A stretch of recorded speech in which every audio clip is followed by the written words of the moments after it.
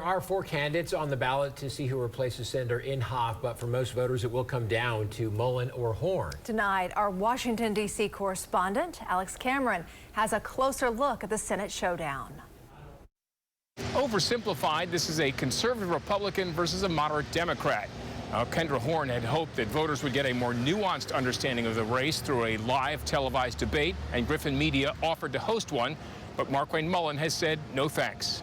I don't have any interest in sitting there on a stage with someone that just constantly wants to attack you. Anyone that won't show up and answer questions doesn't deserve to have our votes. Markwayne Mullin says he'll answer any constituent's questions. He's just not going to do it in a way that potentially benefits his opponent. She needs attention, and she wants to use us to get there. Why would I give her that attention? Kendra Horn says this isn't about getting attention. It's about respecting voters enough to be willing to publicly defend one's record. And I'm sorry, but a real man would show up and answer questions. Oklahomans deserve better than that. At this point, we're running our race. Let her run her race, and we'll see what happens November 8th. 45-year-old Markwayne Mullin lives on a ranch in rural Westville, a stone's throw from the Arkansas line. A successful businessman who's been representing Oklahoma's 2nd District since 2013, Mullin says he wants to be in the Senate because he could more effectively protect small business from overreaching federal agencies there. All the head of every one of those agencies, they get confirmed through the Senate. I want to be there.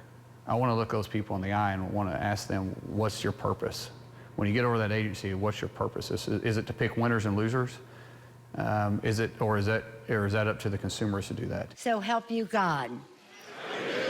Congratulations.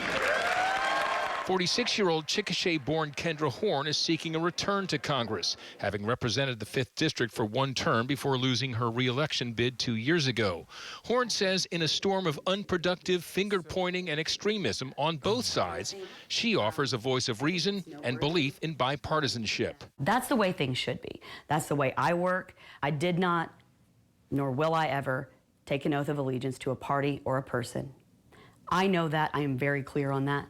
I will work with anyone when it's good for Oklahoma. I will stand up to anyone when it's not. But where do the two stand on the issues? On inflation, probably the top concern for most voters, Mullin blames out-of-control spending by Democrats coupled with poor policy. Let's just look at his energy policy. You can't have an affordable economy if you don't have affordable energy. Energy is the backbone of every economy. Horn says not only do we need affordable energy, we need economic policies that incentivize innovation and entrepreneurship and job growth and opportunity, but also ensure that we are not allowing more and more people to fall through the cracks.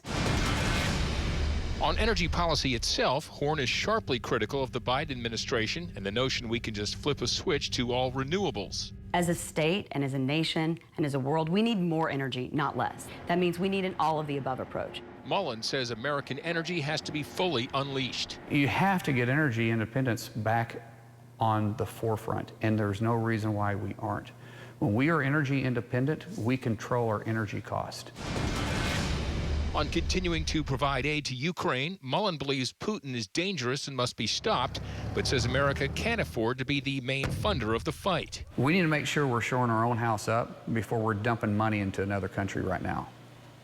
We've done a lot already. Horn says we absolutely must continue to support Ukraine and our European allies. And this is an example of why we need both a strong military and a strong diplomatic corps, and all military leaders will tell you that as well. We have to have both.